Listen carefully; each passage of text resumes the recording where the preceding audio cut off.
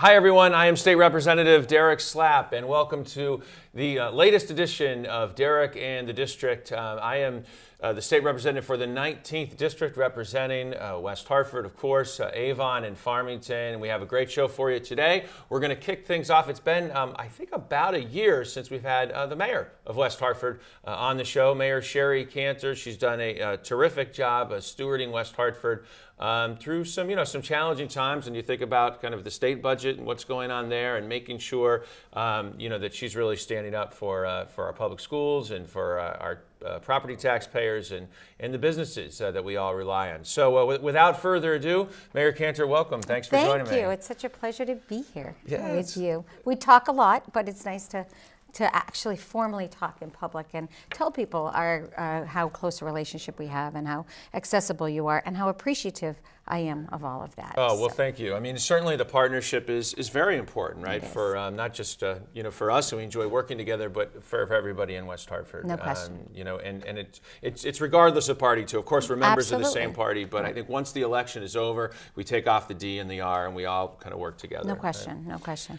So we start off with kind of the broad question in terms of how is West Hartford doing from your vantage point, and then we'll get into some of the challenges too. It's great. West Hartford is doing really, really well. I'm so proud of our community.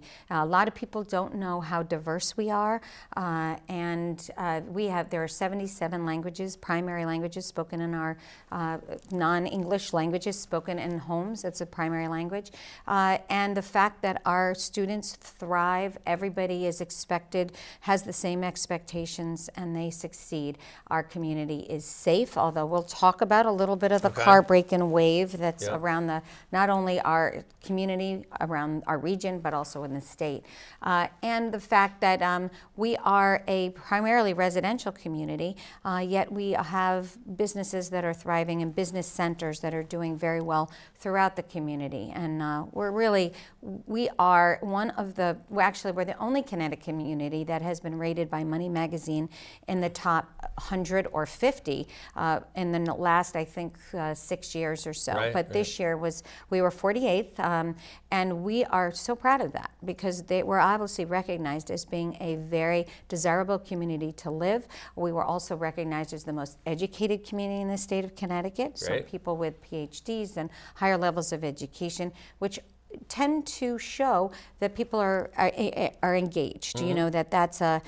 People with higher educations tend to be engaged, and maybe they have more flexibility in their schedules. There's other reasons for that, but they tend to understand the importance in engagement in civics and community outreach. Absolutely. And all that. So we're thrilled with how we are doing. We're in a bit of a transition in the state. We have, obviously, our legislature's been elected and our new governor coming in. We have 8-year governor leaving.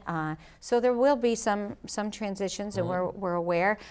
We also have so many things that are changing so rapidly in our country and our world, whether it be autonomous vehicles or Amazon kind of dynamic with our retail centers. So we're aware, we're watching, we're trying to be proactive and making sure that we're ready to respond to those trends and changes. We're ready to be a viable community and the community of the future. So we have a wonderful new town manager who's been there for almost, I think about 15 months now.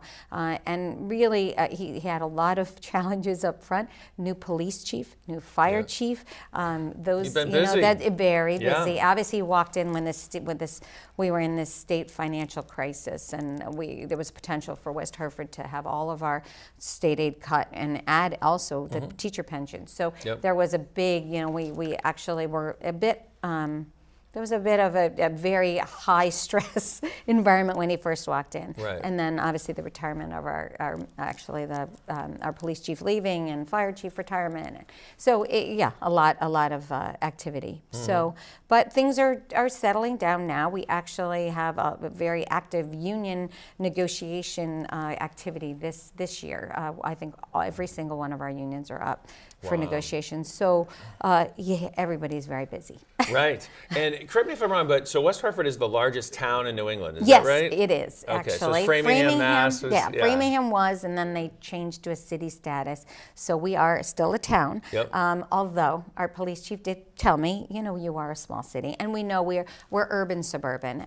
Yeah. There are things about us. We say city style with village charm is kind of our byline. Right. And we think of ourselves that way. We're a pretty sophisticated community, yet we have this very small town feel at when you times. go to the holiday stroll that's coming up Exactly. on Thursday of this week, it'll feel like a small town. Yes, which is what I know many exactly. people love. Yeah. Part of the reason I mention that is because there's that balance, I think, right? And it comes up in terms of development and density, and how high we're going to build Right. buildings in the center. Of course, like how to maintain, right? And because we want to grow, it helps the grand Right. list, helps relieve pressure on property No taxes. So question. all that's good. However, right, do we want to be a city? I don't think so. Traffic, et cetera. How do you balance that? And is there kind of a litmus test that you have in your mind when development projects and things come up as to?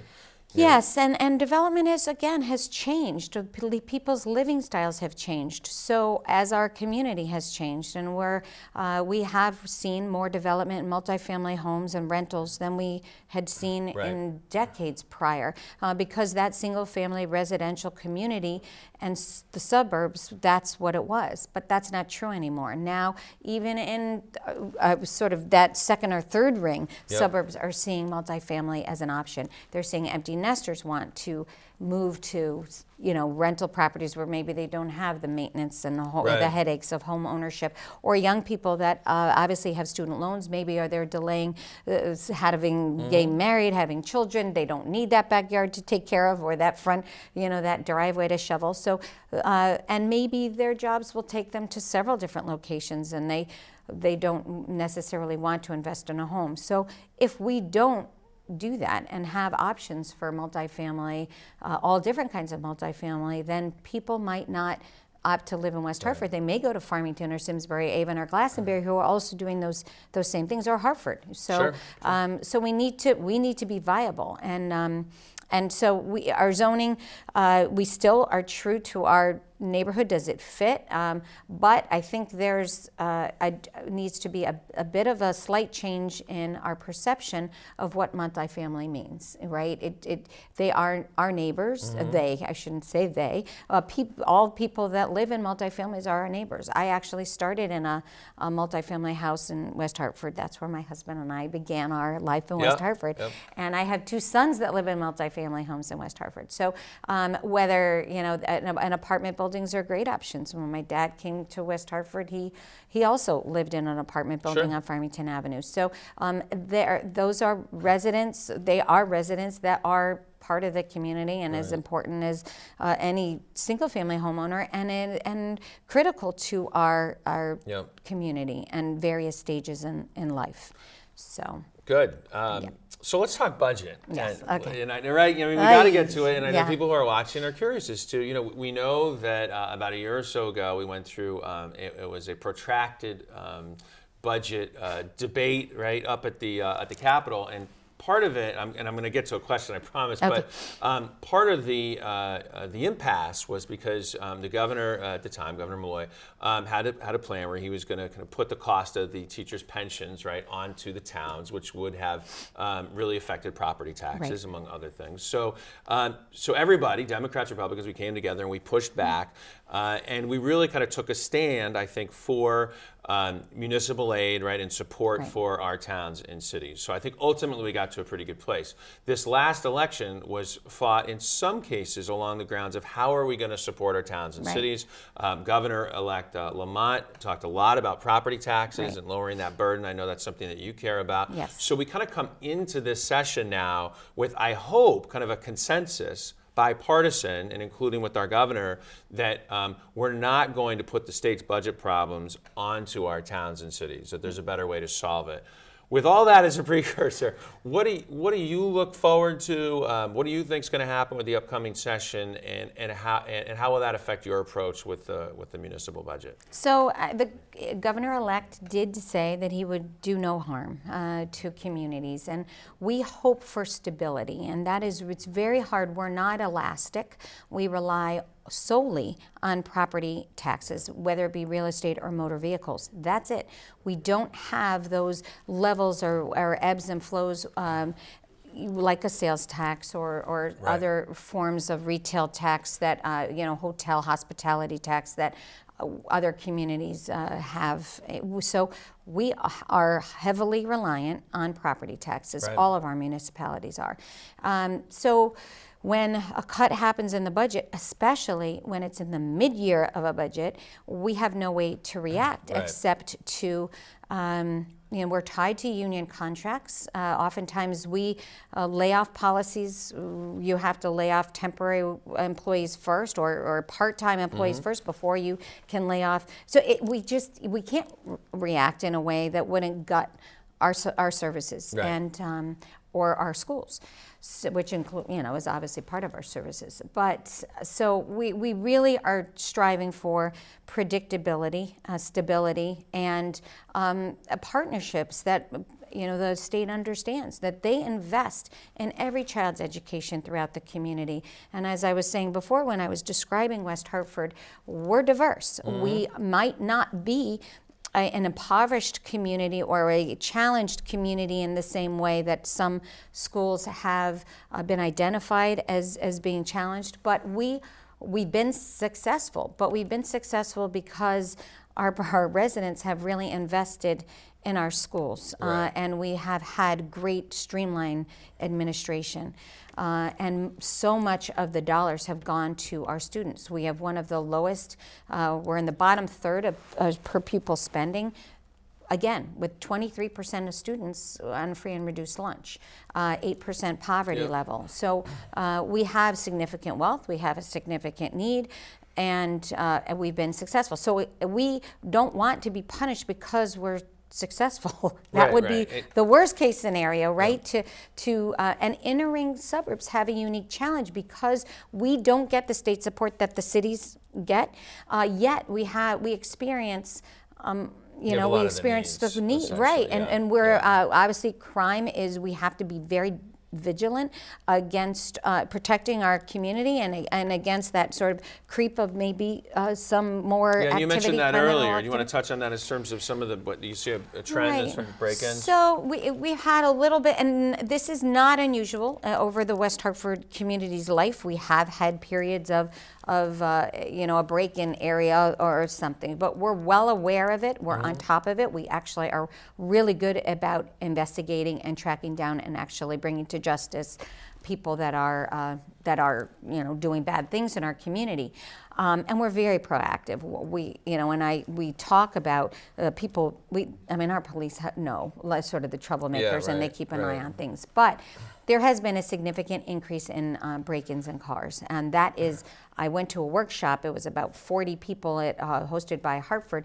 This went out about 4 layers of communities. This is not just No. Hartford, West Hartford. This is a regional, and again, even statewide, although we had a regional meeting on what to do. And it's sort of, we came away with, we really have to do PSA announcements to say, make it difficult. Don't make it easy for Right. someone to break into your car. And why this is happening, there's a couple of potential reasons. Because it's been easy, it's sort of found out that, this is an easy thing to do, go do this. And that maybe the consequences are not as are followed up. And people can do this repetitively and then are sort of back out. And that is, juvenile justice is a very, very hard thing because people make mistakes and they don't want to be penalized for the rest of their lives. But we have to find that balance. And maybe it's not quite right now. But on the car break-in thing, maybe it needs to be 3 strikes and you're out, or I don't know. But there has been, and what's happening is when a car is taken, then it becomes a life-threatening vehicle or a weapon to be potentially, you know. Sure, so sure. there was an accident, a car stolen from West Hartford, and someone was hit in Hartford. So stolen in West Hartford and a person hit in Hartford. There is going to be some loss of life potentially. So we have to be very aware of that. So the best thing to do is you wouldn't leave something dangerous on your front steps, as our police have said. So lock your car, because it is dangerous if it's in the wrong hands. Right. Lock your car. Don't leave your keys in your car pocketbook. Don't leave valuables on your seats. It's smart. just part, to deter it. And Gotcha. Anyway, so that's sort of the activity that we've, again, seen statewide.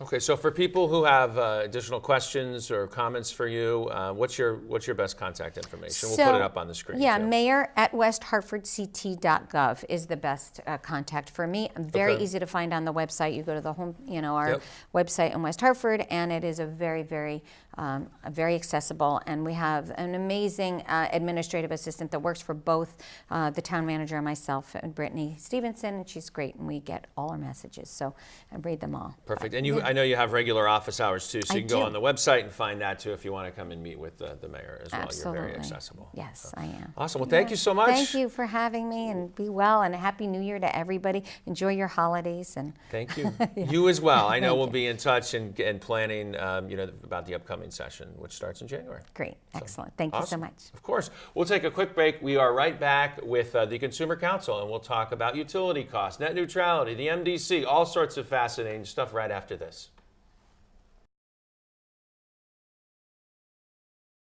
Hi, everyone, and welcome back to Derek and the District. The guest this segment is Elin Katz, who is the state's and your Consumer Council. So you might be thinking, what is a Consumer Council? Why do we need one? And what does this position do? It's a commissioner level position, so it's very important. And we've actually been able to work over the past 2 years on some legislation that does impact you. So we'll talk about that. We'll talk about also the upcoming legislative session and what are some priorities, but essentially utilities, MDC, your internet, all sorts of things that you rely on every single day are impacted by Elin Katz. So Elin, thank you very much. Absolutely. Thank you for having me. Good to see you. Thank you. Yeah, Good you to have see a lot too. on your plate. There's a lot on I think a lot of us have a lot on our plate these days. There's a lot going on in the state of Connecticut. So. Absolutely, yeah, a lot of changes. Why don't we begin by you having kind of detailing Sure. What does your position, what does your office oversee? Yeah. So I'm the Consumer Council for the state of Connecticut, which means I'm head of a small, and I mean small, like 13 people, independent state agency, and we're responsible for bringing the consumer voice to the table on any issue relating to energy, natural gas, water, or telecommunications. Wow. So, and we also have, within the last couple of years, was created the state broadband office within my office to do a deeper dive and advocating on broadband issues. Okay. Which I know is an issue near and dear to your heart. You've been a great supporter on a lot of those things. Well, yeah, thank you. And we should say you're a West Hartford resident I am as well. a West Hartford resident. For people who are watching this. Former member of the Board of Ed. I don't take a position on the Warriors versus the Chieftains, so. Gotcha. All right, so you have, as you said, utilities, water, natural gas, cable, right? All these various things that, again, people rely on and affect our pocketbook and quality of life. So why don't we touch on some of the hot issues, and then we could talk about what's coming up for the legislative session. Water, right? Yes. Is a huge issue. Both in terms of cost, right? In terms of West Hartford, we pay a lot. We have good water. The quality is great water quality. Excellent. And so, but people sometimes feel like, you know what?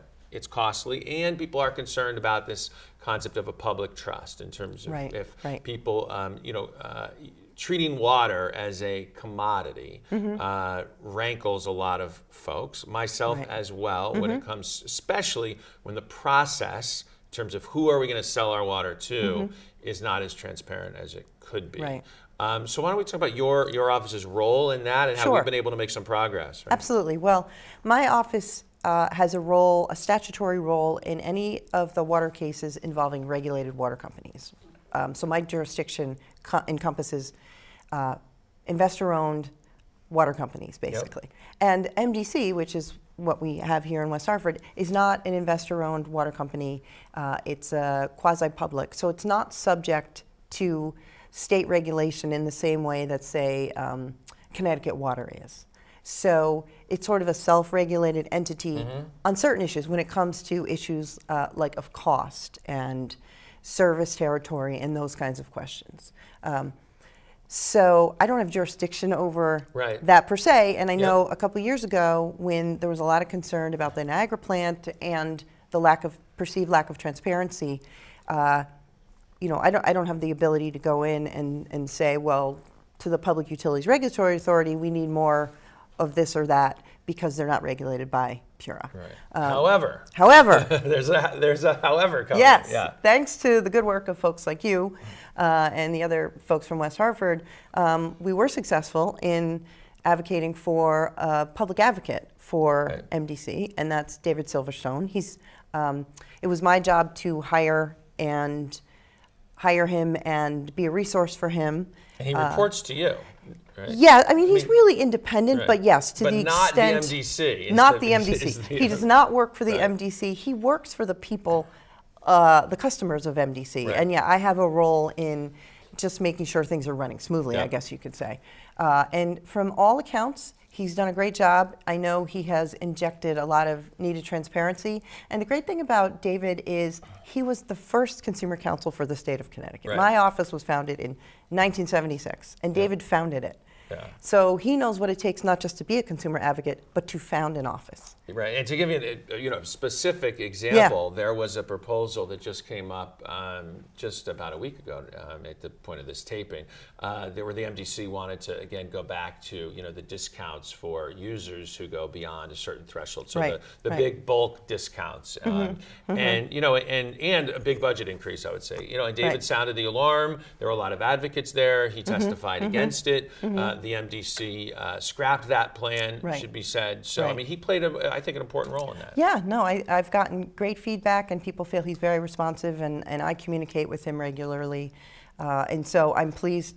I'm very pleased with the way it's going and the feedback I'm getting from you and the constituents in West Hartford and Avon and all the other communities. That doesn't mean people are necessarily satisfied with the rates and the process. I mean, the outcomes, but I think there's a lot more satisfaction with the process. Right, and more improvements can absolutely be made, and there should be some changes to the budget, in my opinion. I think there will be as well. Well, I think one thing that's different for MDC, and it's neither a criticism nor an endorsement, it's just a fact. When Connecticut Water comes in, or Aquarian, or one of our regulated entities, they show us our books, they say this is what we want to charge, this is how much we want to invest in infrastructure, this is what we want to do for salaries and things like that. And we basically have like a mini court case.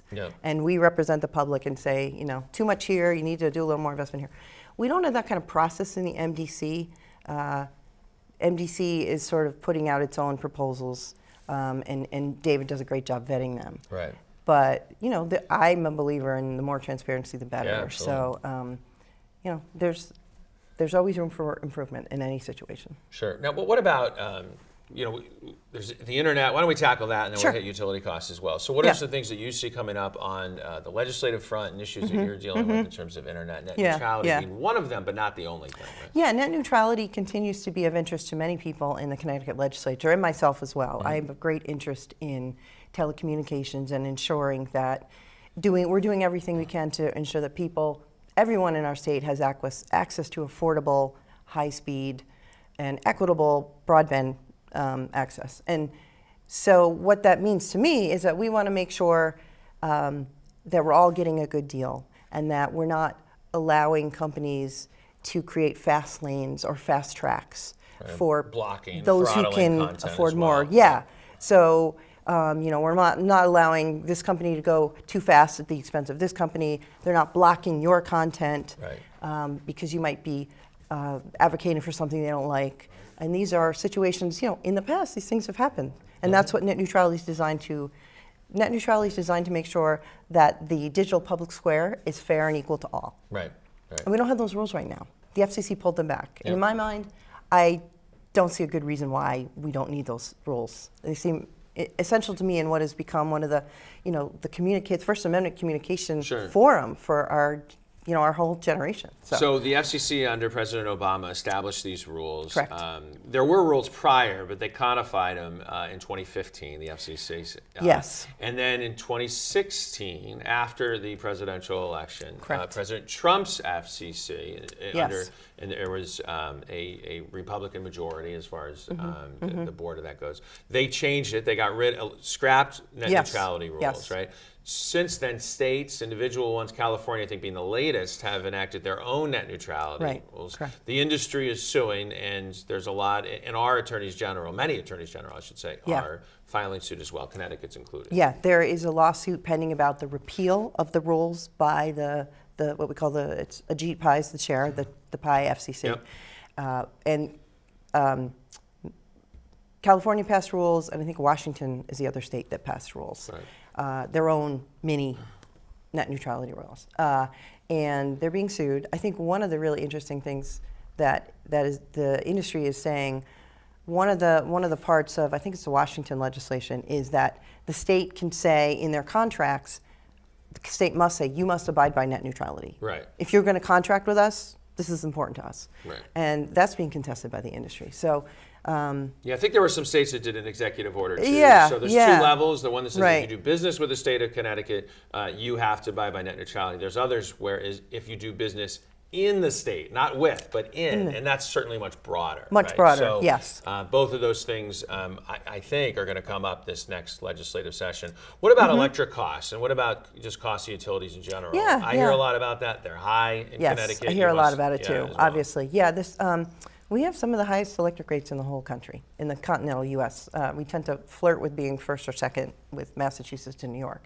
Not a promising distinction. No, not one we want. No, not one we want. And so there's a couple of reasons, things we might be able to do more about or less about. We have some structural problems with getting fuel into the state to generate electricity that we need to into the region that we Right. use to generate electricity. We have there's basically the pipeline that brings in natural gas, which is the main feedstock, is too small, and that's sort of everyone sort of acknowledges that. Whether or not we need more pipeline or not is an open debate for a lot of people. But because we have these shortages of fuel, it leads to high electric prices, particularly in the winter months when it's really cold. Right. And because we have these peak prices that actually in July, like July 3rd, we had really high electric rates too because there was a shortage. So that really contributes to our high electric prices. That's a regional issue we're working on. But at the same time, we want to make sure that we have utilities that are operating effectively and efficiently, and that's a lot of the work that we do to make sure our utilities are operating effectively. And as we start to think about how our electric grid is changing, lots of folks have rooftop solar and they want to maybe think about battery storage. Are we going to have electric vehicles? Are we going to have the smart grid that allows, your refrigerator to talk to your thermostat, that kind of thing? I think we need to be really careful that we're doing that thoughtfully and enabling consumers to try these new technologies. But that's different than saying that you, Derek, should fund a program that's going to allow me to get a smart refrigerator. Sure. Those are the kinds of questions we need to really think about and how we can do things that reduce rates and reduce bills, such as investments in energy efficiency and smarter appliances. Yeah, and and it things is like that challenge because you want to Yeah. give people choices. At the same Right. time, if people get off the grid, then it makes the grid essentially more expensive for people who Right, remain on right, the grid. yeah. And that's what came up with the solar as an example this past session, where I Right. think we ultimately got to a good place in a bipartisan bill, but it was not without its challenges. Yeah, well, I think the good news is we've come up with a structure in Connecticut where we essentially do competitive bids for most of our renewable procurements, the buys that we do. And because Right. we have competitive process, we see the prices going down on those. So I think we're going to be seeing an increasing amount of renewables, which I know is important to people, Right. and increasingly lower costs. So Right. there should be some real positive movement as far as addressing climate change challenges without making it so that the bills are, Right. even higher than they already are. Yeah, more renewables, lower cost. That's Yeah, that's ideal, really, and that's Right, where right. we want to get. It's a tough challenge, but it's not impossible. It's just got to be really thoughtful, and I'm very grateful to folks like you in the legislature who are willing to engage in the discussion and recognize that wanting one does not mean you don't want the other. Right. No, likewise. And I Yeah. look forward to working with you next legislative session. So for people who want to get a hold of Elin Katz, her office, why don't we give us the information here? Sure. Like, Well, the what's easy one is you can call the office, 860-827-2910 or 29100. Okay. We also have a very active website. We're always posting things on it. It's ct.gov/OCC. Okay. Can't remember any of that? Go onto the internet and type Connecticut Office of Consumer Counsel. Will pop right I up. know. Okay, perfect. And we are here to help. Yeah, absolutely. You know, I just want to reinforce that, you know, if people have issues specifically to the MDC, and I mentioned that because of the consumer advocate, I've received many emails and I forward them on to the consumer advocate and he gets back to me and to the constituent immediately. So, Yeah. So you should know that. Let me give you my contact information. It's Derek, DEREK.slap, SLAP, at cga.ct.gov.